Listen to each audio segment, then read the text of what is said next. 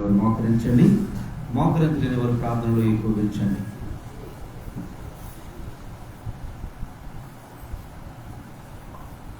అత్యంత కృపాశక్తి సంపూర్ణుడు, మహాపరిశుద్ధుడు, మహాగరుడు అయిన మా ప్రియ పరలోకపు తండ్రి, స్తుతులు స్తోత్రములు వందనములు దేవా.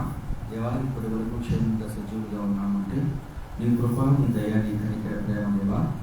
ఆయన వేడగాని ఊళ్ళో నుండి ప్రభా అనేక రీతులుగా తండ్రి మమ్మల్ని క్షేమంగా కాసి కాపాడి సజీవుల లెక్కలోకి తీసుకుని వచ్చి అయ్యా నీ పాద సన్నిధిలో తండ్రి ఏకీభవించి నీ నామాన్ని మహింపరచడానికి, ఘనపరచడానికి నీవు ఇచ్చిన అవకాశం బట్టి వందనములు తండ్రి.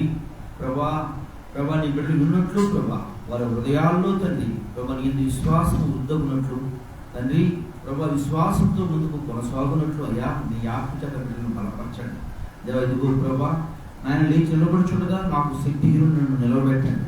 నా నోటికి నోరయిండుము, నా పెదవులకి కూరయిండుము ప్రభా. నీ బిడ్డల నుంచుండగా వినగల హృదయము గ్రహించు మనసును గ్రహించండి దేవా. మీ ఘనమైన సంగతులు తండ్రి నీ బిడ్డలతో మాట్లాడండి. అపవిత్రులను పెదవుల గలవాడు తండ్రి ప్రభా. అయ్యా నీ మండుచున్నటువంటి ప్రభా బలిపీఠం మీద మండుచున్నటువంటి అగ్ని తండ్రి నా పెదవులకి తాకించండి ప్రభా. ప్రవచనాత్మకమైన మాటలు నీ బిడ్డలతో మీరు మాట్లాడి బలపరచమని దాన్ని మీరే మాట్లాడుతూ మీ బిడ్డలను తండ్రి వారిని స్థిరపరిచి బలపరిచి విశ్వాసముతో ముందుకు కొనసాగుతూ సహాయం చేయమని తండ్రి నన్ను మరుగుపరిచి మీరే మాట్లాడాలి. యేసయ్య నామం పేరిట ప్రార్థన చేయించున్నాను మా పరమ తండ్రి, ఆమేన్.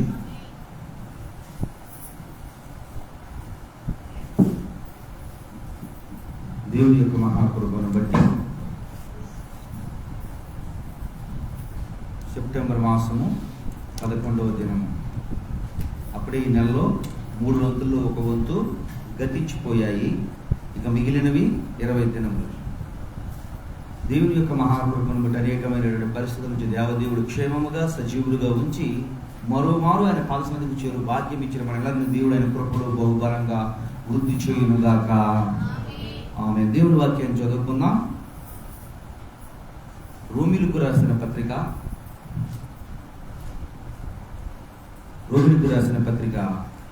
8వ అధ్యాయము 24వ వచనము 25వ వచనము. ఎలయనగా మనము నిరీక్షణ కలిగిన వారమై రక్షింపబడితిమి. నిరీక్షింపబడనిది కనబడినప్పుడు నిరీక్షణతో పని ఉండదు. తాను చూచుచున్న దాని కొరకు ఎవడు నిరీక్షించును? మనము చూడని దాని కొరకు నిరీక్షించిన ఎడల ఓపికతో దాని కొరకు కనిపెట్టుదుము. దేవుడు తన పరిశుద్ధ లేఖన భాగం మనందరి ఇంటిలో ఫలింపజేయునుగాక. పరిశుద్ధాత్మ దేవుడు అపోస్తలుడైన పౌలు గారి చేత రోమీ సంఘానికి రాయించున్నటువంటి మాట ఏమిటి? ఆ మాట అంటే నిరీక్షణ అంటే ఏంటంటే అర్థం చూడని దాని కొరకు. నిరీక్షణ అంటే అర్థం ఏంటి? చూడని దాని కొరకు. ఇప్పుడు బద్రికి ఒక ఆలోచన ఉంది. ఏంటి ఆలోచన? చక్కని పైన రేకు తీసేసి స్లాబ్ వేసుకోవాలని. ఏం చేస్తున్నాడు దాని కొరకు? నిరీక్షిస్తున్నాడు. బద్రియాల అబ్బాయి కూడా నిరీక్షణ. క్లాసులో నన్ను అందరూ టాపర్ అనాలని. ఇప్పుడు ఏమన్నా ఎడుతున్నాడంటే మన వాళ్ళ అమ్మతో నాకు చదువు రాదన్నారు. నేను చదువు రాదనలా, నువ్వు చదువుకోకపోతే మీ నానంట నువ్వు కూడా పనికి వెళ్ళాలి అన్నా. అయ్యగారు కూడా రాదన్నారు, రాని పాప కూడా రానంత కనుక నాకు ఇక రాదు అని చెప్పి ఏడుస్తున్నాడంట. మేము రాదు అనలేదు. అక్కడ అర్థం నువ్వు చదువుకోకుండా ఉంటే ఏమవుతావు? మీ నాన్నమ్మటి వెళ్ళాలి, మీ నాన్నకి శక్తితో నీకు శక్తి లేదని చెప్పాం. అంటే వాడి నిరీక్షణ ఏంటి? ఏంటా నిరీక్షణ? పని చేసుకోవాలన్నా లేకపోతే చదువుకోవాలన్నా? అమ్మా ఏంటి నిరీక్షణ? చదువుకోవాలన్నా పని చేసుకోవాలన్నా? మరి చదువు రావట్లేదుగా. మరి చదువు రావట్లేదు. నిరీక్షణ ఇంకెట్లా ఉంటుంది? ఎప్పుడు నిరీక్షణ ఉంటుందంటే తన మీద తనకు ఆత్మవిశ్వాసము లేదా తన మీద తనను నమ్ముకున్న దాని మీద విశ్వాసము లేనప్పుడు ఏముంటది? ఏముంటుంది? నిరీక్షణ ఉండదు, ఎదురుచూపు ఉండదు. ఇప్పుడు సరోజిని గారు ఉందనుకోండి, నేను రాష్ట్రానికి రాష్ట్రపతిగా, దేశానికి రాష్ట్రపతి కావాలని కోరుకుంటుందా? నిరీక్షణ లేదు, ఆవిడకి చేయలేదు. ఎందుకని? ఆ ఆలోచన లేదు. దేవుని బిడ్డలారా, దేవుడు కూడా అదే అంటూ ఉన్నాడు, నిన్ను నన్ను. మీరు దేని కొరకు మీ నిరీక్షణ? చూడని దాని కొరకే కదా, కనబడని దాని కొరకే కదా, కనబడనట్టు దాని గురించే కదా మీరు ఎదురు చూస్తున్నారు. మరి దాన్నే నిరీక్షణ అంటారు. జీవితంలో అబ్రహాం గారు నిరీక్షించాడు. ఎంతగా నిరీక్షించాడు అంటే, తనను బయలుదేరి వెళ్ళమని చెప్పినటువంటి దేవుడు ఏమి చేస్తాడో, ఏమి చేయనై ఉన్నాడో, ఎలా చేస్తాడని ఆలోచించాల. రోజులు గడిచిపోతున్నాయి, నిరీక్షణ ఏమవలేదు, సడలిపోలా. విశ్వాసము సడలిపోలా. విశ్వాసము నిరీక్షణ సడలిపోలా. ఇంకో మాటలో చెప్పాలి అంటే, అబ్రహాం గారి నిరీక్షణ ఎంత గొప్ప నిరీక్షణ అంటే, తన యొక్క తమ్ముడు కొడుకు భయంకరమైనటువంటి తాగుబోతుల మధ్య కాపురం ఉంటున్నాడు. అమ్మా, భయంకరమైనటువంటి తాగుబోతుల మధ్య, భయంకరమైనటువంటి వ్యసనకారుల మధ్య, భయంకరమైనటువంటి పాపుల మధ్య తన తమ్ముడు కొడుకు నివాసం ఉంటున్నాడు. అబ్రహాం గారు ఎట్లా ప్రార్థన చేస్తున్నాడంటే, ఇప్పుడు ధూళియు బూడిదైన నీతో మాట్లాడ తెగించుచున్నాను. ఎవరిని రక్షించు?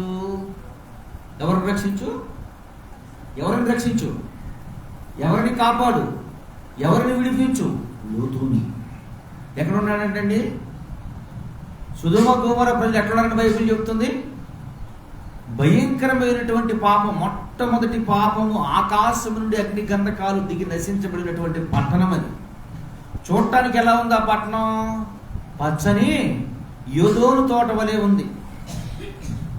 తనతో పాటు తిరిగాడు, తనతో పాటు ఉన్నాడు, తనతో పాటు నివాసం చేస్తున్నాడు. కానీ లోతు తాను కలిగినటువంటి దేవుని వైపు తిరగాలని ఎప్పుడూ కూడా హృదయాన్ని, బిడ్డలను తన వైపు తిప్పినటువంటి వ్యక్తిగా లోతు కనబడట్లేదు. వాడు చూద్దామంటే అసలు ఆ ఆలోచన లేనటువంటి వ్యక్తిగా మనకు పరిశుద్ధ గ్రంథమైన బైబిల్లో చూస్తూ ఉన్నాం. దేవుని బిడ్డలారా, ఏమి చూడాలని ఆశపడుతున్నాడండి ఈయన? తన సహోదరుని యొక్క కుమారుడు బయటకు విడిపించబడాలి అని, తన యొక్క తమ్ముడు కుమారుడు బయటికి రావాలి అని నిరీక్షిస్తా ఉన్నాడు. నిరీక్షణతో ఎదురు చూస్తా ఉన్నాడు. ఎవరు? అబ్రహాం గారు. చూడగలిగాడా? చూడగలని నమ్మిక, నిరీక్షణ. దేవుని బిడ్డలారా, ఈరోజు దేవుడు నీతో నాతో మాట్లాడుతున్నటువంటి మాట, తాను ప్రార్థన దేవుడు అంగీకరించడానికి, భయంకరమైనటువంటి పాపంలో ఉన్న వ్యక్తిని బయటకు తీసుకురావడానికి తను చేసినటువంటి ప్రార్థన ఏంటి? తనను తాను పూర్తిగా తగ్గించేసుకున్నాడు, విశ్వాసంతో తగ్గించుకున్నాడు. ధూళి బూడిదని నీతో మాట్లాడుచున్నాను. ధూళిలో ఏముంటుందండి? ఒకసారి చెప్పాను, ధూళి ఎందుకు ఉపయోగపడుతుంది మనిషికి? ఎవడన్నా పెద్ద పెద్ద షాపులు, సిటీల్లో, టౌన్లో చూస్తూ ఉంటాం. వాళ్ళు అద్దాలు పెట్టుకుంటారు. ఏమి రాకూడదని? ధూళి వస్తే బాగా అందంగా కనపడద్దని. ధూళి వల్ల ఏముంది? ప్రమాదం. ధూళి వల్ల ఏం కలుగుద్ది? ప్రమాదం. భయంకరమైనటువంటి వ్యాధులు. 2 సంవత్సరాల క్రితం అయితే గాలిలోనే సంచరిస్తున్న కరోనా వైరస్ అని మూతుకులకు ఏం పెట్టాడు? మాస్కులు పెట్టాడు. అంటే ధూళి ఏం చేస్తుంది? హాని చేసేది. అబ్రహాం గారు దేవుని ఎదుట ఒక భయంకరమైనటువంటి పాపములోను, భయంకరమైన వ్యసనాల మధ్య ఉన్నటువంటి తన యొక్క సహోదరుని కుమారుని నడిపించడానికి, విడిపించడానికి దేవుని ఎదుట చెప్పినటువంటి ప్రార్థన ఏంటి? తమ్ముడు కొడుకు పాపంలో ఉన్నాడని ప్రార్థన చేస్తా ఉన్నాడా? లేక నీ కుటుంబంలో ఉన్నటువంటి వ్యక్తులు, భార్య కావచ్చు, కుటుంబంలో ఎవరైనా కావచ్చు, నువ్వు చేసే ప్రార్థన వాడు పాపాత్ముడని చేస్తావు తప్ప నేను ధూళి బూడిదని ఎప్పుడని చేసావా? ఏమంటున్నాడు ఈయన? నేను హానికరుడుగా బ్రతికాను. ఒక్కమారు నా మాట నీవు ఆలకించు. దేవుడి వాక్యం తెలియజేస్తుంది, నా ప్రజలు తమను తాము తగ్గించుకుని ప్రార్థన చేసిన ఎడల నేను చెదరగొట్టిన జనాల్ని మళ్ళీ ఏం చేస్తానన్నాడు దేవుడు? సమకూరుస్తాను. చెదరగొట్టినటువంటి ప్రజలు దేవుడు ఏం చేస్తారంట? మళ్ళీ ఒక దగ్గరికి చేస్తారంట. ఏం చేయాలి? మొట్టమొదటిగా దేవుడి సన్నిధిలో ప్రార్థన చేసేటప్పుడు తనను తాను తగ్గించుకోవాలి. తనను తాను తగ్గించుకోవాలి. 2 ఏమన్నాడు అంటే, నేను ధూళియు. రెండోది ఏమన్నాడు ఆయన? నేను బూడిదనైనా. బూడిదలో ఏముంటుందండి? బూడిద ఎప్పుడవుద్ది? ఇప్పుడు మంచి సేవ కలిగినటువంటి టేకు ముక్కను తీసుకొచ్చి మంట పెడతాం. మంట పెట్టిన తర్వాత మండిపోవడానికి ముందు ఎంత స్ట్రాంగ్గా ఉంటుందో, మండిపోయిన తర్వాత ఏముంటుంది దాంట్లో? దేనికన్నా బూడిద పనిచేస్తుందా? ఒకప్పుడు అంటే పూర్వకాలంలో ఏదో అంట్లు, ఇప్పుడు అంట్లు కూడా దాంతో ఉన్నటువంటి పాత్రలు కూడా తోమట్లా. ఎందుకని? పాత్రలు దూమించే శక్తి కూడా దాంట్లో లేదు. అబ్రహాం గారు ఏం చెప్తున్నాడు దేవుని ఎదుట? ఒకటి, నేను హానికరుడును, ఏ మంచి లేనటువంటి వ్యక్తిని. ఎవరు చెప్తారండి ఈ మాట? హానికరుడును మంచి లేనటువంటి వ్యక్తిని. మనం చేసే ప్రార్థన ఎట్లా ఉంటుంది చెప్పండి? ఎవరైనా పాపంలో ఉన్నా, ఎవరైనా శాపంలో ఉన్నా, ఎవరైనా లోకంలో ఉన్నా, ఎవరైనా భయంకరమైన పరిస్థితుల్లో ఉన్నా, నీ వారై ఉండి, నీతో ఉన్నవారై ఉండి, వారు లోకంలో పాపంలో నీ మాటకు లోబడక బ్రతుకుతూ ఉన్నప్పుడు, నీ మాటకు విలువ లేనప్పుడు నువ్వు చేసే ప్రార్థన కాదు, పాపాన్ని చెబుతావు తప్ప నువ్వు తగ్గించుకుని ప్రార్థన చేయలేవు. అబ్రహాం గారి నిరీక్షణ ఏంటండి? మొట్టమొదటి నిరీక్షణ ఆయన దేవుడు తను పిలవగా, తండ్రిని కోల్పోయి తండ్రి లేను, తనతో వచ్చినటువంటి లోతు వెళ్ళి పాపంలోని జనుల మధ్య నివాసం చేస్తున్నాడు. పాపమైన జనుల మధ్య తను బ్రతుకుతూ ఉన్నాడు. అటువంటి సమయంలో తాను దేవునితో అంటుకట్టబడి ఉన్నాడు. ఎలా అంటుకట్టబడి ఉన్నాడు మీరు ఎలా చెప్పగలరు అంటే, ఎవరి దగ్గర చేస్తున్నాడు ఈ ప్రార్థన? దేవుని దగ్గర. 18వ అధ్యాయంలో చూస్తూ ఉంటుంది. ఎండవేళ అబ్రహాము సుందూర వనంలో గుడారం వేసుకుని 3 మనుషులు ఆయనకు ఎదురు పడగా కనపడగా 19వ అధ్యాయం వచ్చాక చెప్తా ఉంటాడు, అయ్యా ధూళియు బూడిదనండితో నీ మాటలాడా తెగించుచున్నాను. ఎందుకు ఈ మాటలు మనం మొత్తం జ్ఞాపకం చేసుకోవాల్సి వచ్చింది అంటే, మన కుటుంబాలకి మనకు ఒక నిరీక్షణ ఉంది. ఎవరని? భర్తలు మారాలని, భార్యలు మారాలని, కుటుంబం మారాలని, బిడ్డలు మారాలని, నీ జీవితంలో నువ్వు పొందుకున్నది, నీకు అవసరమైనటువంటి చదువు రావాలి అని, నువ్వు చక్కని గృహం కట్టుకోవాలని, నీ కుటుంబం స్థిరపడాలి అని, నీ కుటుంబం కొరకు ఇచ్చేయాలి అని ఏమై ఉంది? నీది ఎదురు చూపు అయి ఉంది. ఆల్రెడీ కుటుంబం సెట్ అయిపోయింది. నీకు ఎదురు చూపు దేనికి చూస్తావా? ఆల్రెడీ నీ బిడ్డ బాగుపడతాడు, నీకు దేని కొరకు చూస్తావు? చూడవు. ఆల్రెడీ జీవితంలో అన్ని చూసేసావు, ఇంకా దేని కొరకు చూస్తావు? దేని కొరకు చూడవు. ఎదురు చూసి నిరీక్షణ దేని కొరకు ఉంది? ఇప్పుడు రాని నిరీక్షణ ఉందనుకో, నా కొడుకు మంచి ఉద్యోగం రావాలి అని, అమ్మా మంచి ఉద్యోగం రావాలి, మంచి భక్తులు వారిని పెంచాలి అని. అలాగే మన ఆలోచనలు, మన నిరీక్షణ దేని కొరకు? చూడని దాని కొరకు మన నిరీక్షణ. దేవుడు అంటూ ఉన్నాడు ఇక్కడ, అబ్రహాం గారిని జ్ఞాపకం చేసుకుని. ఎందుకు అబ్రహాం గారిని మనం జ్ఞాపకం చేసుకోవాలి అంటే, విశ్వాసులకు ఆయన తండ్రి, విశ్వాసానికి పితామహుడు. లెక్కలకి పితామహుడు ఎవరో? లెక్కలకి, సైన్స్కి మన తెలుగువాడు కాదు, ఎవరు? ఒక్కొక్క పితామహుడు ఉంటాడు. ఒక్కొక్క దాన్ని కనిపెట్టినటువంటి ఒక వ్యక్తి ఒక పితామహుడుగా వారిని పేరుగాంచుతారు. చూడండి, విశ్వాసమునకు కర్తయు దాన్ని కొనసాగించేవాడైన యేసు వైపు చూస్తూ విశ్వాసులకు తండ్రిని మనం జ్ఞాపకం చేసుకోవాలి. విశ్వాసానికి కర్త ఎవరు? యేసయ్య. విశ్వాసములకు అర్థమవుతున్న మాట మాకు. విశ్వాసములకు కర్త ఎవరు? విశ్వాసానికి అసలు విశ్వాసం ఉంచడానికి కారకుడు ఎవరు? దేవుడైనా యేసు ప్రభువు.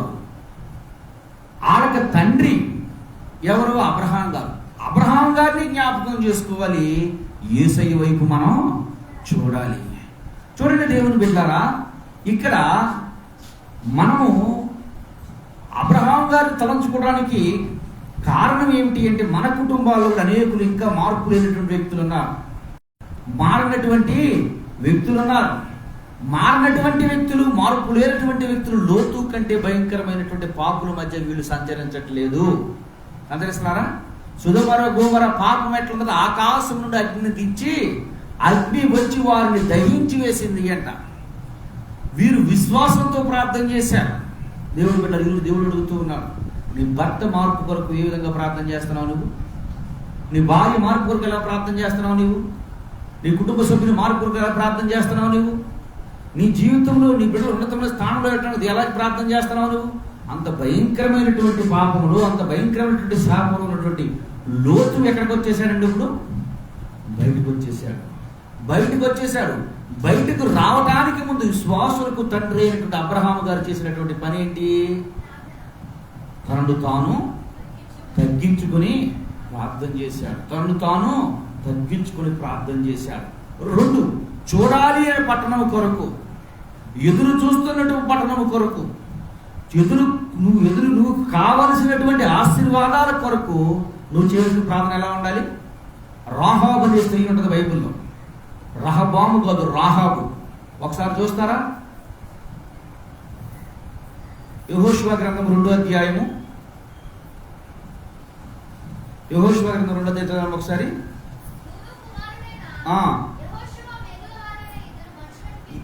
ఏగులు వారైన 2 మనుషులను పంపించి, మీరు పోయి ఆ దేశమును ముఖ్యముగా ఎరుకోను చూడని వారిని చెప్పి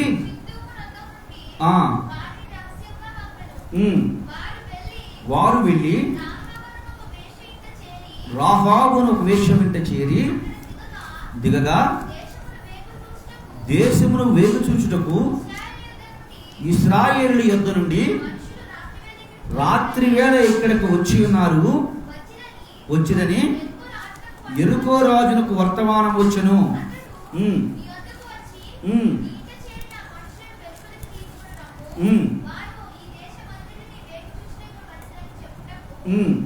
పదవచనం చదువుతున్నాను. మీరు ఐగుప్తి దేశము నుండి వచ్చినప్పుడు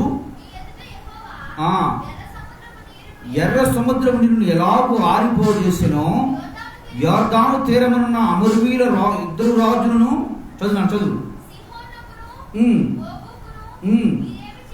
మీరేమి చేసిందిరో అనగా మీరు వారిని ఎలాగూ నిర్మూలన చేసిందిరో ఆ సంగతి మేము విన్నప్పుడు మా గుండెలు కరిగిపోయింది. మీ దేవుడైన యెహోవా పైన ఆకాశము కిందను భూమి కిందను దేవుడే.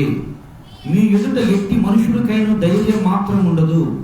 నేను మీకు ఉపకారం చేసింది కనుక మీరు నా తండ్రి ఇంటికి ఉపకారం చేసి నా నిమిత్తమును ఆనవాళ్ళు ఇచ్చి నా తండ్రి అయి నా తల్లియు నా అన్నదమ్ములు నా అక్క చెల్లెలు వాటికి కలిగిన వారందరినీ చావకుండా బ్రతకనిచ్చు రక్షించున్నట్లు దయచేసి యెహోవా తోడని ప్రమాణం చేయుడు. నేను దేవుడు తన పరిశుద్ధ లేఖన భాగం మనకందరిలో భరింపజేయుగాక. ఇక్కడ చెబుతున్నటువంటి మాట, ఎవరండి ఈ స్త్రీ? భయంకరమైనటువంటి పాపం ఉన్నటువంటి స్త్రీ. ఈ పాపము స్త్రీ చేస్తున్నటువంటి నిరీక్షణ ఏంటి? తాను తన కుటుంబము రక్షించబడాలి, బ్రతికిపోవాలి. ఎందుకని? యెరికో మరికొద్ది రోజుల్లో 6వ అధ్యాయం 7వ అధ్యాయం వచ్చరికి ఏమైపోతుంది? సమూల ధ్వంసం అయిపోతుంది. అక్కడేమో ఆకాశం అగ్ని గంధకములు విడిచి లోతు బయటకు వచ్చినట్లు ఈ పాడైపోతున్నటువంటి నాశనమైపోతున్నటువంటి ఈ పట్టణములో నుండి నేను నా కుటుంబము క్షేమముగా సురక్షితముగా బయట పడాలి. దాని కొరకే నేను ఏం చేస్తున్నాను? నిరీక్షిస్తున్నాను. ఆల్రెడీ బయట ఉందండి, ఇప్పుడు బయట ఉందా? ఈరోజు మనం అనుకుంటాం క్షేమం ఉందా? మనకి నరుడికి క్షేమాధారం ఏది ఈ లోకం మీద కనబడట్లేదని ప్రసంగిలో చెప్తా ఉంటాడు. ఎవరండి? సొలొమోను గారు చెప్తా ఉన్నాడు. ఏదంట క్షేమం మనిషికి ఏమీ లేదంట. ఆయన ఇంకొక మాట చెప్తాడు సామెతల్లో, నీటి మీద బుడగ లాంటిదంట. యోబు గారు చెప్తాడు, త్రాసు మీద ధూళి లాంటిదంట మన జీవితం, మన బ్రతుకు, మన ప్రాణం. మరి మన ప్రాణాన్ని కాపాడుకోవటానికి దేవుడు ఇక్కడ చెప్తున్నాడు. ఏమని చెప్తున్నాడంటే, మార్క్స్ వార్తలో చదువుకున్నటువంటి పుస్తకంలో, తన ప్రాణములను పోగొట్టుకున్నవాడు దానిని పొందుకును, క్రీస్తు నిమిత్తము నా నిమిత్తము తన ప్రాణమును పోగొట్టుకున్నవాడు దాన్ని రక్షించుకును, రక్షించుట కొరకు నన్ను వదిలిపెట్టుకున్న వాని ప్రాణము పోగొట్టుకును. అంటే అర్థం ఏంటి? ప్రాణం కాపాడుకున్నట కొరకు నాకు దూరంగా బ్రతికిన వాడు ఆత్మీయ జీవితంలో చనిపోతాడు, శరీర జీవితంలో కూడా చనిపోతాడు. శరీరరీత్యా ఏదైతే కావాలని కోరుకుంటున్నాడో అది దొరకదు. నా నిమిత్తము నష్టంగా ఎంచుకున్న వాడి దగ్గరికి సమస్తమును, ఒకసారి చదవండి ఏమనుంటుందో, 8:28 మరి 8:28 వచ్చిన మా రోమిన్ రాసిన పత్రిక. దేవుణ్ణి ప్రేమించు వారికి, అనగా దేవుణ్ణి ప్రేమించు వారికి ఆయన సంకల్పం చెప్పిన పిలువబడిన వారికి మేలు కలుగుటకై సమస్తమును సమకూడి జరుగుచున్నవి. ఏం చేస్తాడంటే సమకూడి వస్తాయంట అన్ని. సమకూడి రావడం అంటే ఏంటి? మనం ఊరు వెళ్ళాలి, ఒక ఊరికి ఫంక్షన్కి మనల్ని పిలిచారు, మీరు బయలుదేరి వెళ్తున్నారు, పక్కింటి వాళ్ళు కూడా వచ్చారు, మేము కూడా వస్తామని చెప్పారు. అప్పుడు మీతో పాటు వెళ్ళిన వాళ్ళు వాళ్ళ పక్కింటి వాళ్ళు అడిగారు, అందరు కలిసి ఎట్ట వెళ్తున్నారు, ఇప్పుడు సమకూడి వెళ్తున్నారంట. అందరూ కలిసి ఒకే మాట మీద బయలుదేరి వెళ్తారు. దేవుని బిడ్డలారా, దేవుణ్ణి ప్రేమించు వారికి, ఆయన సంకల్పం చొప్పున పిలువబడిన వారికి మేలు కలుగుటకై అన్ని సమకూడు ఒకదానిలో ఒక క్యూలో ఉంటాయంట. అంటే ఏంటి, ఇప్పుడు నీ బిడ్డలు చదివించాలా, నువ్వు చదువుకు కావాల్సినటువంటి సమకూర్చినటువంటి అమౌంట్ మొత్తం సిద్ధపరుస్తాడు, మంచి కాలేజీ సిద్ధపరుస్తాడు. వీడు చదువు అయ్యి బయటికి రాగానే ఏం చేస్తాడు, దేవుడు మంచి జాబ్ సిద్ధపరుస్తాడు. జాబ్ వచ్చింది 2 నెలలు చేయగానే మళ్ళీ దగ్గర ఏం చేస్తాడు, మంచి వివాహానికి అయినటువంటి కుమార్తెను కుమారుని సిద్ధపరుస్తాడు. వీడు వివాహమైనటువంటి వెంటనే మళ్ళీ ఏం చేస్తాడు, మంచి గర్భఫలాన్ని ఇస్తాడు. దేవుడి వాక్యం ఏం చెప్తుంది, దేవుణ్ణి ప్రేమించు వారికి, ఆయన సంకల్పం చొప్పున పిలువబడిన వారికి మేలు కలుగుటకై సమస్తమును ఎక్కడ జరుగుతాయంట, ఒకదానేమట ఒకటి. ఎట్లా ఆర్డర్ ఉందో ఆర్డర్ ప్రకారం, ఆర్డర్ తప్పదు, లైన్ ప్రకారం ఒకదాని ఏమట ఒకటి, ఒకదాని ఏమట ఒకటి సమకూడు ఉంటాయంట. మీరు ఇప్పుడు సేవలు చూసారా, సేవలు ఎలా ఉంటాయి, ఒక్కొక్కటిగా ఉండవు. ఇప్పుడు ఏం చేస్తాయి, ఒకటి ముందు వస్తే సేవలో కొంగలు ఒకటి. మీరు ఇప్పుడు గమనించారా, ఒక కొంగ ఇప్పుడు వెళ్తే ఎప్పుడన్నా సేవలు కూడా ఒకటి వెళ్ళవు. ఒకవేళ వెళ్ళాయంటే తప్పిపోయి ఉంటాయి. ఒకవేళ తప్పిపోయింది ఎందుకు వెళ్తే తెలిసిన ముందు మొట్టమొదటిగా తనకు ఆహారాన్ని తిప్పుకోవడానికి వెళ్తుందంట. ఒక ఒంటరిగా సేవం కనపడుతుంది కదా, సేవం కనపడితే ఎక్కడికి వెళ్తుందంటే ఒంటరిగా ఆహారాన్ని ఉండడానికి బయలుదేరుతుందంట. మెయిన్గా ఉన్నటువంటి పెద్ద సీమ లేదా పెద్ద కొంగ వెళ్ళి ఆహారాన్ని సమకూర్చుకోగాని ఏ ప్లేస్లో అయితే వచ్చిందో అదే ప్లేస్లో మళ్ళీ అన్నింటినీ సమకూర్చొస్తుంది. చూడండి, మీరు ఏదైనా పంచదార కానీ ఏదైనా పెట్టి కానీ ఒక సేమే కనపడుతుంది అనుకోండి, మీకు ఏం ఆలోచిస్తారు, 10 నిమిషాలు వచ్చిన తర్వాత చూస్తే ఎట్లా ఉంటాయి, అక్కడ ఏమైతే గుట్ల కింద కనపడిపోతాయి. దేవుని బిడ్డలారా, ఒకదానేమట సమకూడిపోతూ ఉంటాయి. దేవుని వాక్యం తెలియజేస్తుంది, దేవుని ప్రేమించు వారికి ఆయన సంకల్పము చొప్పున పిలువబడిన వారికి మేలు కలుగుటకై సమస్తమును ఒకదానంట ఒకటి ఏ మాత్రం నిర్లక్ష్యం లేకుండా సమకూడి అయిపోగా అది ఎలా అని ఆలోచించుకునే పని లేకుండా దేవుడు సమకూరుస్తాడంట. ఇక్కడ చూడండి, ఈ రాహాబ్ అనేటువంటి స్త్రీ చేస్తున్నటువంటి పని ఎటువంటి పని అంటే, ఎటువంటి పని అనేది, ఎటువంటి గొప్ప పని చేస్తుంది.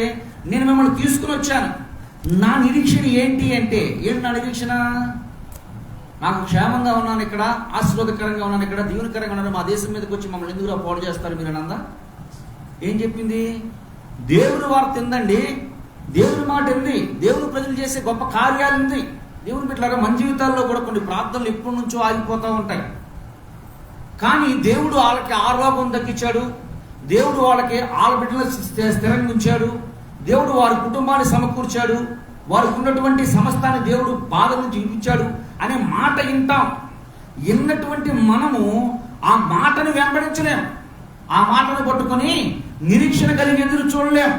ఇక్కడ స్త్రీ చెబుతున్నటువంటి మాట మరొకసారి చదవండి, 2వ అధ్యాయం 10వ వచనం నుండి. విన్నాము మేము, ఏం చేస్తుందండి ఈవిడి, మీరు ఐగుప్తీ దేశములో నుండి వచ్చినప్పుడు మీ ఎదుట యెహోవా ఎర్ర సముద్రపు నీరును ఎలాగూ ఆరిపోజేసెను,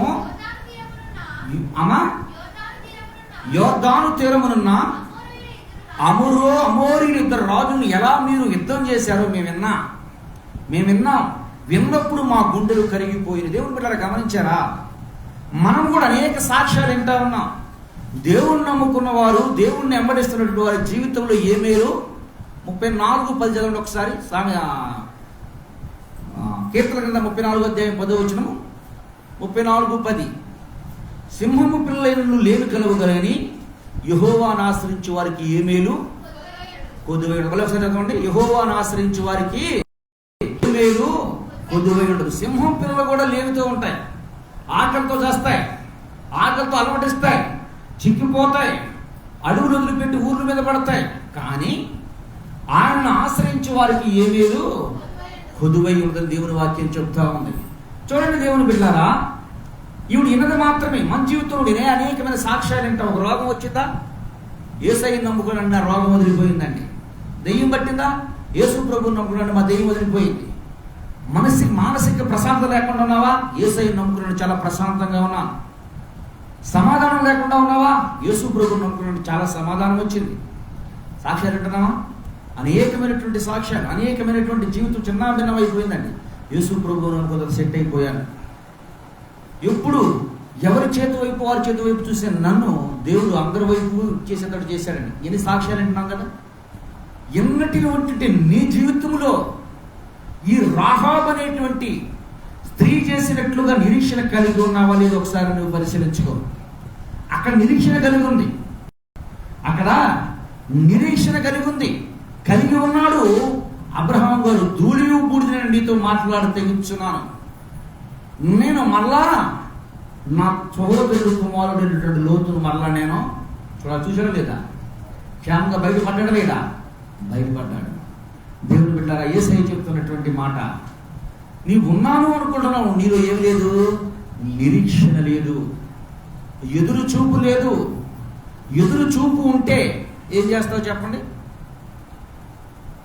ఊరికెళ్ళాలి, మనం బస్సుకు ఊరికెళ్ళాలి, రెడీ అయిపోయి ఎక్కడ కూర్చుంటాం, బస్సు కోసం వెయిట్ చేస్తాం. దేని కొరకు, ఎప్పుడు వస్తే అప్పుడు ఎక్కాలి అని. ఏముంది నీకు, నిరీక్షణ ఎదురు చూపు ఉంది, నిరీక్షణ ఎదురు చూపు ఉంది. నీ ప్రార్థన అవసరతలు ఉన్నాయి, నీ ప్రార్థన అక్కర్లు ఉన్నాయి, దేవుడిని అడుగుతూ ఉన్నావు, కానీ దేవుడి సన్నిధికి నీవు రావడం లేదు, దేవుడు పాదాల యొక్క కూర్చుని అడగటం లేదు. నీ నిరీక్షణ ఉందా, నీకు ఎదురు చూపు ఉందా, దేవుడి మీద నీకు ఆశ ఉందా, దేవుడు ఇస్తాడని నమ్మకం ఉందా, ఒక్కసారి నిన్ను పరిశీలించుకో. దేవుడు ఇవ్వగలని విశ్వాసం ఉందా, ఒకసారి నువ్వు ఆలోచించుకో. ఈ రాహాబు అనేటువంటి స్త్రీ చెబుతున్నటువంటి మాట, అయ్యా మీరు చేసినటువంటి అద్భుత కార్యాలను నేను చూశాను, నేను విన్నాను, చూశానందా విన్నానందా విన్నా. దేవుడు చెప్తున్నాడు, చూచి నమ్ముట కంటే చూడక నమ్మిన వారు ధన్యులు. దేవుడి వాక్యం ఏం తెలియజేస్తూ ఉందంటే, ఇతరుల జీవితాల్లో దేవుడు ఏం మేలైతే చేశాడని నువ్వు వింటావో, నిశ్చయంగా నా జీవితము, నా కుటుంబం అది చేస్తాడని నమ్మటమే ఏంటంటే అది దేవుడు అన్నాడు ధన్యుడు. మన లోకంలో ఎటువంటి వాడు ధన్యులు, ఒక మంచి 2 లక్షల రూపాయల జీతం నెలకు వస్తే వాడు ధన్యుడుగా. దేవుడి వాక్యం ఏం చేస్తుంది, వాక్యాన్ని విన్న వెంటనే నువ్వు నమ్మితే నీవు ధన్యుడు, దేవుడి వాక్యం తెలియజేస్తుంది. దేవుడు బిడ్డలారా, ఇక్కడ చేసినటువంటి నిరీక్షణ ఉంది ఈవిడికి, నేను చూడాలి ఆ పట్టణాన్ని. ఏ పట్టణాన్ని, పాలు తేనెలు ప్రవహించు దేశాన్ని. అనుకోవచ్చు ఆవిడ, అనేకులు నాతో పాటు బయలుదేరారు, వాళ్ళు చూడలేకపోయారు, నేను చూడగలనా. అనేకులు నాతో పాటు బయలుదేరి, వాళ్ళకంటే ముందు బయలుదేరిన వాళ్ళు మధ్యలో పిట్టలా రాలిపోతున్నారు. రాలిపోలేదా, రాలిపోయారు. ఎంతమంది రాలిపోయారు, ఆ తరం వాళ్ళందరూ రాలిపోయారు. పొరపాటు నా వైపు చూసిందా ఈవిడి, ఏం జ్ఞాపకం చేస్తుందండి ఈవిడి, ఏం గుర్తుందండి ఈవిడికి, పాడైపోయిన జ్ఞాపకం చేసుకుందా, బాగుపడిన జ్ఞాపకం చేసుకుందా, పాడైపోయిన జ్ఞాపకం చేసుకుందా, బాగుపడిన జ్ఞాపకం చేసుకుందా. దేవుడి ప్రజలంట, మోషే గారి అంట దేవుడు ప్రజలుగా పేరు పెట్టుకుని బయలుదేరినాడు. 4 లక్షల కాల్బలం, 3,99,990 మంది ఏమైపోయారంట మధ్యలో. 4 లక్షల కాల్బలం ఎంతమంది చనిపోయారండి, అరణ్యం ఎంతమంది చనిపోయారని దేవుని వాక్యం చెబుతుంది. 3,99,998 మంది ఏమైపోయారు, చనిపోయారు. 40 సంవత్సరాల్లో చనిపోయినట్టు లెక్కది. అంటే రోజుకి ఎంతమంది చచ్చిపోయారు ఆలోచించండి, గంటకి ఎంతమంది చచ్చిపోయారు ఆలోచించండి. 4,99,000 మంది 40 సంవత్సరాల్లో చనిపోయారు అంటే, 99,998 మంది చనిపోయారు అంటే, రోజుకి ఎంతమంది రాలిపోయారు, రోజుకి ఎంతమంది చనిపోయారు. చనిపోయిన వారి గురించి ఏమైనా మాట్లాడుతుందా ఈవిడి, ఏమి గురించి మాట్లాడుతుందండి. ఆయనతో పాటు బయలుదేరి ఆయన అద్భుతాలు చూశాడు, అయినా వాళ్ళు ఆగిపోయారు కనుక వాళ్ళని జ్ఞాపకం చేసుకుందా, వాళ్ళ వైపు చూసిందా, వాళ్ళు పాడైపోతారు కనుక నేను కూడా ఇంతే పాడైపోతాను అనుకుందా, అనుకోలా. ఏమంది, మీరు వచ్చినప్పుడు చదవండి ఒకసారి, చదవండి, అదే చదువుతున్నాం ఒకసారి.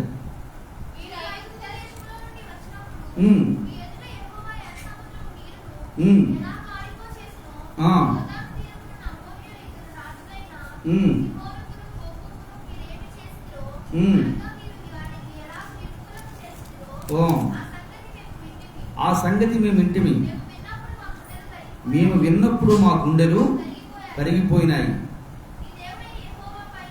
మీ దేవుడైన యెహోవా పైన ఆకాశమందును కింద భూమి యందును దేవుడే. మీ దేవుడు ఎట్టి మనుషులకైనను ధైర్యం ఏమాత్రము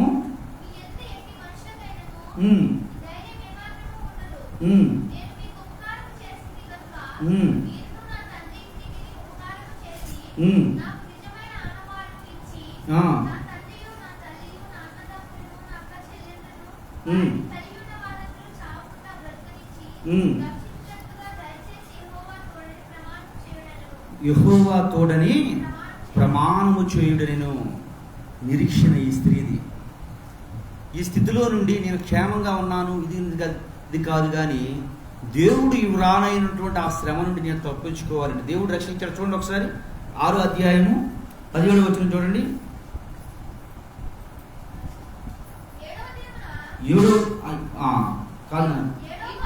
6వ అధ్యాయము 17వ వచనం. ఈ పట్టణములో ఉన్నది యావత్తు యెహోవా వలన శ్రమింపబడెను. రాహాబును వేశ్యను మనను పంపిన దూతలను దాచిపెట్టెను గనుక ఆమెయు ఆమె ఇంటి వారందరూ మాత్రమే బ్రతుకుదురు. ఎవరు బతికారంటే ఆ దేశంలో ఉన్నవాళ్ళు? ఆవిడ కుటుంబం మాత్రమే బ్రతికింది. ఆవిడ కుటుంబం మాత్రమే. దేవుని బిడ్డల విషయాన్ని గమనిస్తే చాలా జాగ్రత్తగా, ఈవిడ నిరీక్షణ ఏంటి, ఈవిడ ఎదురు చూపు ఏంటమ్మా? నేను చావను, బ్రతికి యెహోవా క్రియలను వివరించుదును అన్నాడు. ఎవరో? దావీదు గారు. నేను చావను, నేను బ్రతికి యెహోవా నాయన చేసిన క్రియలను నేను వివరించుదునని దావీదు గారు అన్నాడు. ఇక్కడ విషయాన్ని మనం పరిశీలించగలిగినట్టయితే అబ్రహాం గారి నిరీక్షణ చూడని దాన్ని చూడాలి అని, రాహాబు ఒక నిరీక్షణ ఏంటి? నేను పాలు తేనెలు ప్రవహించు దేశాన్ని నేను చూడాలి అని. సాక్ష్యాలు ఉన్నటువంటి తాను పాడైపోయిన వారి వైపు చూడాల. 3,99,098 మంది చనిపోయారు, వాళ్ళు చూడాల. ఎవరి వైపు చూసింది? దేవుడు చేసిన క్రియల వైపు చూసింది. దేవుడు చేసిన క్రియల వైపు చూసి తాను తన కుటుంబాన్ని రక్షించుకున్నది. అంత మాత్రమే కాదు, ప్రభు యొక్క తల్లిల వరుసలోకి వచ్చేసింది. చూడండి ఒకసారి మత్తయి సువార్త 1వ అధ్యాయం 5వ వచనం. మత్తయి సువార్త 1వ అధ్యాయం 5వ వచనం.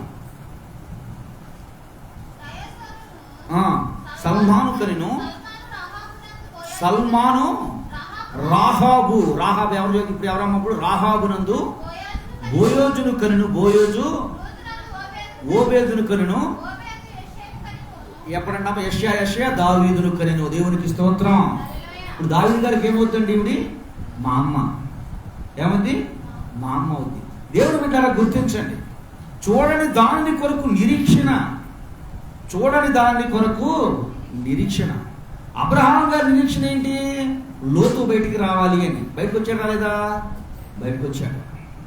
చూసేదాని కొరకు కాదు నిరీక్షణ. నువ్వు చూస్తున్నది దేవుని వాక్యం చెబుతుంది, అదృశ్యమైనవి శాశ్వతములు, దృశ్యమైనవి శాశ్వతములు కావు. అంటే కంటికి కనబడేది ఏది కూడా స్థిరంగా ఉండదు. కనబడేది స్థిరంగా ఉంటుంది. కనబడేది స్థిరము కాదని దేవుని వాక్యం చెబుతుంది. కనబడిన దాన్ని ఏమంటాము? నిరీక్షణ. లేని వాటిని ఉన్నట్టుగా పిలుచువాడు దేవుడు. ఆ లేని వాటిని ఉన్నట్టుగా పిలిచిన వాని వైపు నమ్మకం ఉంచటమే విశ్వాసము, నిరీక్షణ. చూడండి, రాహాబు చేసినటువంటి పని ఏమిటి అంటే, మొట్టమొదటిగా మాట వినది. ఏ మాట?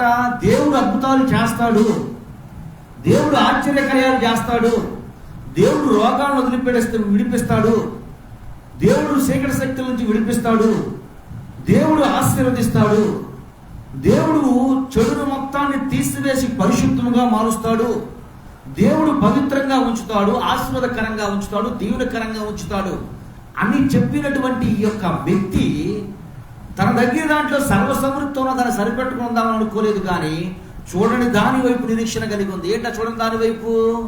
ఇంకా నా జీవితంలో ఉన్న కొదువులు ఏమైనా ఉన్నాయా? ఇంకా నేను దీని కొరకు ఎదురు చూస్తున్నాను. ఎదురు చూసేదాన్ని నేను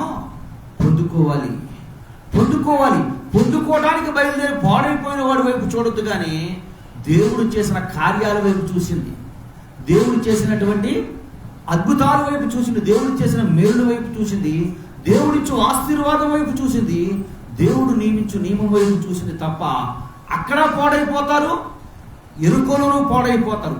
ఎరుకో వైపు చూడలా, అటు నుంచి బయలుదేరొచ్చు పాడైపోయిన వైపు చూడాలి. ఎవరి వైపు చూసిందంటే దేవుని వైపు మాత్రమే చూసింది. అటు పాడైపోయిన వారి వైపు చూడాలా, దగ్గరుండి పాడైపోయిన వారి వైపు చూడాలా, ఎరుకోలో సంహరింపబడి వారి వైపు చూడాలా.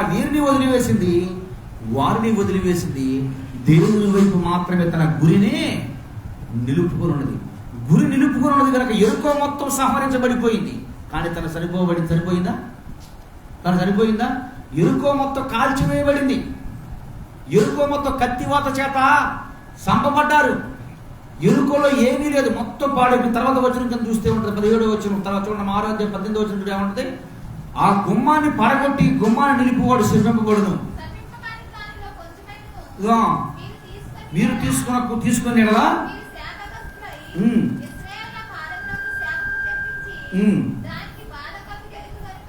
26వ వచనం. ఆ కాలం యెహోషువ జనుల చేత శపథము చేయించి వారికి ఇలా ఆజ్ఞాపించును, ఎవడు ఎరుకో పట్టణమును కట్టపురుకును వాడు యెహోవా దృష్టికి శాపగ్రస్తుడగును. వాడు దాని పునాది వేయంగా దాని జ్యేష్ఠ కుమారుడు తలుపు నిలపగా వాడు యెహోషువ తోడైన కనుక ఆయన కీర్తి దేశమంతటా వ్యాపానికి ఎంతగా పాడైపోయిందో చూడండి. ఆ ఊరు మొత్తం, ఆ పట్టణం మొత్తం ఎంతగా పాడైపోయిందో చూడండి. పట్టణం కడదామనుకుని సిద్ధపడినాడు, వాడు జ్యేష్ఠుడు తెచ్చాడంట. ఎట్లా పట్టణం నిలబెట్టిన తర్వాత కనిష్ఠుడు తెచ్చాడంట. ఇద్దరు తెచ్చిపోయారు. ఇంకేమన్నా చెప్పినాడు, 3గా మిగిలిపోయాడు. అంత శపించబడినటువంటి భూమిలో నుండి, అంత శపితమైనటువంటి భూమిలో నుండి, అంత పాడైపోయినటువంటి భూమిలో నుండి, అంత పాడైపోయినటువంటి పట్టణంలో నుండి, అంత నాశనమైపోయినటువంటి పట్టణం నుంచి ఒక్కరు రక్షించబడ్డారండి. ఎవరండి ఆవిడ పేరు? రాహాబు. ఏం చేసింది? నిరీక్షణ ఉంచింది. చూడండి, దానిని చూడాలని నిరీక్షణ ఉంచింది. పాడైపోతున్న వారిని పట్టించుకోవాలా, నాశనం అయిపోయే వారిని పట్టించుకోవాలా, నాశనం అయిపోయిన వారిని పట్టించుకోవాలా, దేవుని వైపు మాత్రమే చూసింది. నిజంగా నీ రోగం తగ్గదా? నీ సమస్యకు పరిష్కారం దొరకదా? నీ బిడ్డల చదువు విషయంలో దేవుడు నిర్లక్ష్యం చేస్తాడా? నీ కుటుంబ పరిస్థితులు దేవుడు సరిచేయడా? నీవు ఉంచవలసింది ఎవరి మీద? దేవుని మీద. అక్కడ అబ్రహాం గారు ఎవరి గురించి ప్రార్థన చేశాడండి? భయంకరమైనటువంటి వ్యసనాల మధ్య సంచరించే జనుల మధ్య నివాసం చేస్తున్నాడు.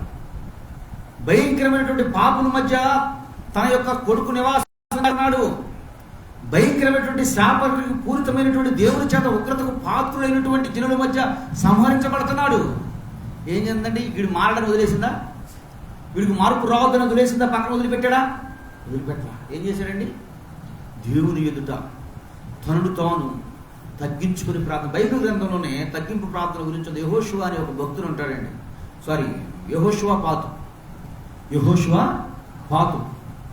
ఈయన దేవుని యందు భయభక్తులు కలిగినటువంటి వ్యక్తి. దేవుని యందు క్రమంగా నడుస్తుంటే ఆయనకు శ్రమ వస్తుంది.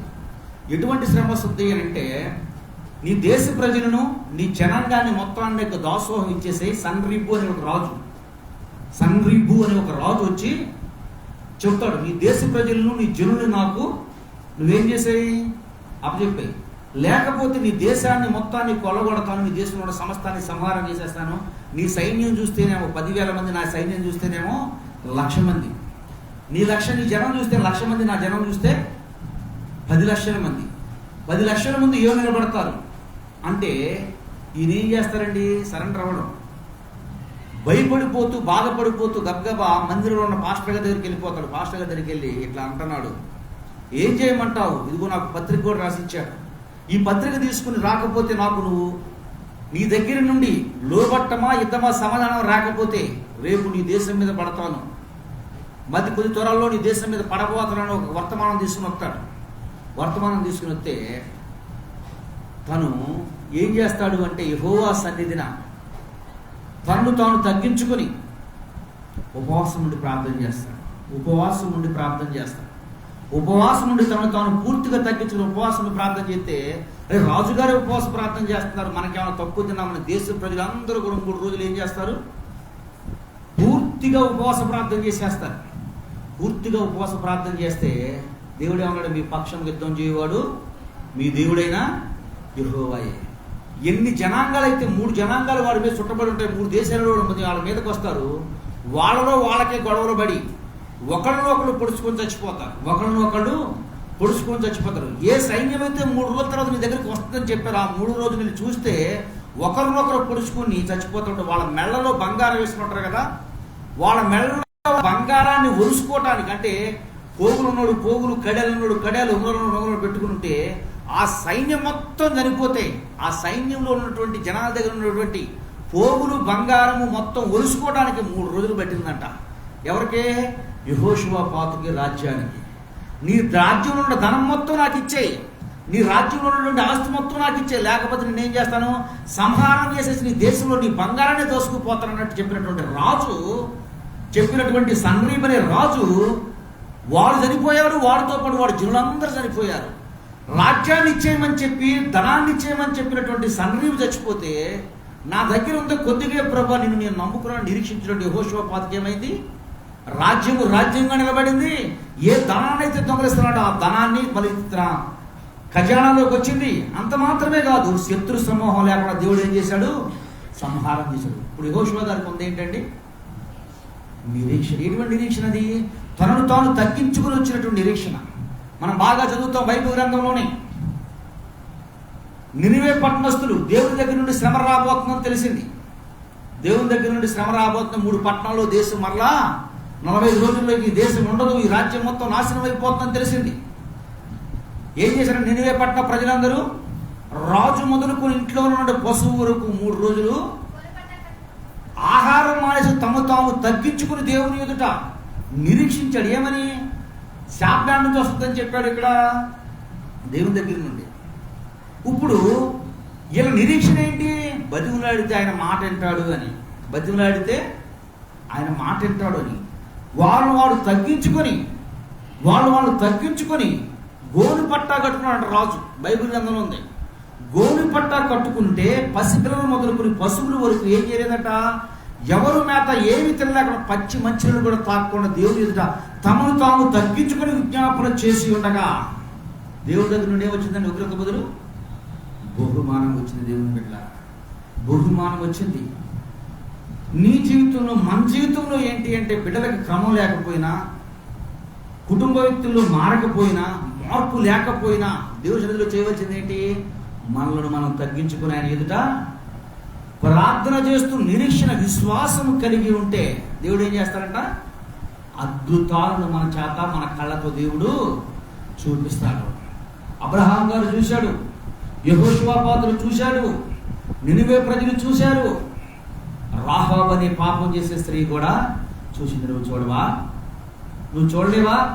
చూడటానికి అవకాశం లేదా అంటే దేవుని వాక్యం తెలియజేస్తుంది, నమ్ముట నీ వలనైతే నమ్మువానికి సమస్తము సాధ్యం. నమ్ముటం నీ వల్ల అయితే నమ్మువానికి నీవు నిరీక్షణ కలిగి ఉంటే. చదువుకుందాం ఒకసారి మరలా. రోమిలకు రాసిన పత్రిక 8వ అధ్యాయం 24-25. యాలయనగా మనము నిరీక్షణ కలిగి ఉన్నవారమై రక్షింపబడితిమి. నిరీక్షింపబడినది కనబడినప్పుడు నిరీక్షణతో పని ఉండదు. తాను చూచుచున్న వారి కొరకు ఎవరు నిరీక్షించును? మనము చూడని దాని కొరకు నిరీక్షించిన ఓపికతో దాని కొరకు కనిపెట్టి ఉండు. ఏముండాలంటే మొట్టమొదటి మనకు ఇప్పుడు ఏం కావాలి? ఓపిక. దేని కొరకు ఓపిక? దేవుడిచ్చు ఆశీర్వాదం కొరకు, దేవుడిచ్చు దీవెన కొరకు. ఓపుకుంది ఎంతమందికి ఉంది ఓపిక? ఓపుకుంటే ఏం చేస్తాం? ఈ రోజు నుంచి దేవుని సన్నిధిలో ప్రార్థించడం మానం, వాక్యం చదవటం మానం, దేవుని వాక్యం వినటం మానం, దేవునితో గడుపుట మానం, దేవుని నిరీక్షణ వదిలిపెట్టేవారుగా ఉండం. అప్పుడు ఓపికతో కలిగి ఉంటే దేవుడు ఏం చెప్తున్నాడు చూడండి, 28వ వచనం. ఓపిక కలిగి ఉంటే దేవుడే ఉన్నాడు చూడండి. దేవుని ప్రేమించు వారికి, అనగా ఆయన సంకల్పము చొప్పున పిలువబడిన వారికి మేలు కలుగుటకై ఏం చెప్పలేదు అంటండి, సమస్తమును సమకూడి జరుగుతుంది. నీకు ఏదేది కావాలో, ఏదేది అవసరమో, ఏ టయానికి అవసరమో, ఏ రోజు అవసరమో, ఎంత అవసరమో దేవుడు ఏం చేస్తాడంట? ఆర్డర్లో పెడతాడు. ఒకదాని ఏమంటే ఒకటి. ఏముంటేనండి? నిరీక్షణ, ఓపిక. నిరీక్షణ ఎట్లా ఉండాలి? ఎదురు చూపు పొరపాటును కూడా అవిశ్వాసం రాకూడదు. పొరపాటును కూడా ఇది జరగదేమో అనుకోవద్దు. నిశ్చయంగా దేవుడు నిశ్చయంగా దేవుడు నిన్ను అవునంటే అవును, కాదంటే కాదని నిన్ను నన్ను ఉండమని చెప్పిన దేవుడు ఆయన ఉండడా? ఆయన చెప్తాడు, వాగ్దానాన్ని ఎన్నడు నేను మీరను అంటున్నాడు. అంటే ఆయన చేసిన వాగ్దానాన్ని ఎప్పుడు దేవుడు కొట్టివేసేవాడు కాదు. ఆయన వాగ్దానం నిలబెడతాడు కనుక ఆయన పాద సన్నిధిలో వచ్చేది నీతో నాతో దేవదేవుడు తెలియజేస్తున్నటువంటి మాట ఈరోజు. మనకేముండాలి? ఎట్లా ఉండాలి? ఓపికతో. దేని కొరకు ఓపిక? ఏదైతే దేవుడి సన్నిధిలో ప్రార్థన చేస్తున్నావో, ఏదైతే దేవుడిని అడుగుతూ ఉన్నావో, దేని కొరకైతే ఇన్ని రోజులు మొరపెడుతున్నావో, ఓపికను మాత్రం నువ్వు కోల్పోవద్దు. నిరీక్షను నువ్వు నిర్లక్ష్యం పెట్టొద్దు. నా బిడ్డలు మారలే, ఇక మార్పు లేదులే, వదిలేసారని వదిలేయవద్దు. అబ్రహాం వదిలిపెట్టలేదు, అలాగే ప్రార్థన చేశాడు. అంతకంటే ఘోరమైనటువంటి పాపం ఎవరు లేరు. వచ్చాడు, అందరూ తృణీకరించారు, అందరూ హేళన చేశారు, కుటుంబం కూడా దూరంగా పెట్టేసింది. రాహాబ్ అనే పాపము చేసే స్త్రీని తాను నిరీక్షణ వదిలిపెట్టిందా? వదిలేసిందా? నిరీక్షణ వదిలిపెట్ట. దేవుడు అంటున్నాడు, తనను ఆశ్రయించే వారికి ఏ మేలు కొదువై ఉండదు. తనను ఆశ్రయించి ఏ స్థితిలో నుండి నువ్వు ఆశ్రయించినా తనను ఏం చేస్తాడు? దేవుడు వదిలిపెట్టేవాడు కాదు. గట్టిగా చేపట్టుకుంటాడంట, గట్టిగా చేపడతాడంట. దేవుని బిడ్డలారా, చివరికి తన ద్వారా ఏమయ్యారు? అందరూ కూడా నశించబడబడే పట్టణం నుండి తాను తన కుటుంబం మాత్రమే రక్షించబడింది తప్ప మిగతా వారందరూ ఏమైపోయారండి? నశించి ఆ పట్టణాన్ని మొత్తాన్ని కాల్చివేశారు. కాల్చివేసి చెప్పాడు ఒక మాట దేవుడు, దీనికి పునాది వేసిన వాడు జ్యేష్ఠుడు చేస్తాడు, గుమ్మం ఎత్తిన వాడు కనిష్ఠుడు చేస్తాడని చెప్పాడు. అంతగా సేవించబడినటువంటి పట్టణములో నుండి ఆ కుటుంబం రక్షించబడింది. దేని ద్వారా అంటే నిరీక్షణ. దేని ద్వారా అంటే ఓపిక. నిరీక్షణ ఓపిక నీలో ఉన్నట్లయితే ఆల్టర్ ప్రకారం ఏది ఇప్పుడు ఏది జరగాలో దేవుడు నీకు అన్ని సమకూరుస్తాడు. మేలు కలుగుటకై సమస్తమును సమకూడు జరుగుతాయి, ఒకదాని తర్వాత ఒకటి జరుగుద్ది. నువ్వు కంగారు పడవలసిన అవసరం లేదు, నువ్వు భయపడవలసిన అవసరం లేదు. ఎలా జరుగుతుందో ఎలా ఏంటో అని నువ్వు ఏమైపోకూడదు, తమ్మిర బింబనపడవలసిన అవసరం లేదు. దేవుడికి ఏం చేయాలో, ఏ సమయానికి ఏది అవసరమో సమస్తము సమకూరుస్తాడు. కనుక ఆయన పాద సన్నిధిలో చేరిన మనందరూ కూడా నిరీక్షణ కలిగి ఓపికతో ఆయన నుంచి ప్రతి ఆశీర్వాదమును పొందుకునే కృప దేవుడు నీకు నాకు అందరికీ అనుగ్రహించి ఆయన కృపలో బహుబలంగా మనం వాడుకున్నదాక ఆమేన్. మహిమాన్వితుడు మహాదేవుడు యొక్క వందనములు ప్రభా. ఎత్తబడిన వాక్యం బిడ్డ హృదయాలు నీరు కట్టి ఫలింప చేయండి. వ్యర్థం కాకున్నట్లు దేవా, తన్ని చూస్తున్న దాని కొరకు ఎవడు నిరీక్షించడు ప్రభా. తన్ని ఉన్నదాని కొరకు ఎవడు ఆశపడడు కాదు తండ్రి. చూడండి, దాని కొరకే ఓపికతో నిరీక్షించమన్నావు అయ్యా. ఓపికతో నిరీక్షిస్తే మేలు కొలుగుటకే సమస్తములు సమకూడు జరుగుతాయని చెప్పి ఉన్నావు గనక ఆయన తన్ని ఓపిక పట్టినటువంటి భక్తుల జీవితాన్ని ఒకసారి మేము ధ్యానం చేస్తున్నాం. మా జీవితంలో కూడా ప్రభు పాడైపోయినటువంటి ప్రజల వైపు చూడక తండ్రి, పొనుటాకుల్లాగా రాలిపోయినటువంటి ఇశ్రాయేలు ప్రజల వైపు కానీ, పాడైపోయినటువంటి యెరికో ప్రజలు కానీ చూడలేదు. కానీ మేలు చేయు అద్భుతములు చేయు దేవుడి వైపే చూసింది అయ్యా రాహాబు. అయ్యా మా జీవితంలో కూడా నీ వైపే చూస్తూ ముందుకు కొనసాగునట్లు, పరిపూర్ణ ఆశీర్వాదం పొందుకున్నట్లు, ఆశీర్వాద కర్తలగునట్లు మమ్మల్ని నీ కృపలో వాడుకుని బలపరచమని యేసయ్య నామం పేరిట ప్రార్థన చేయుచున్నాను మా పరమ తండ్రి. ఆమేన్.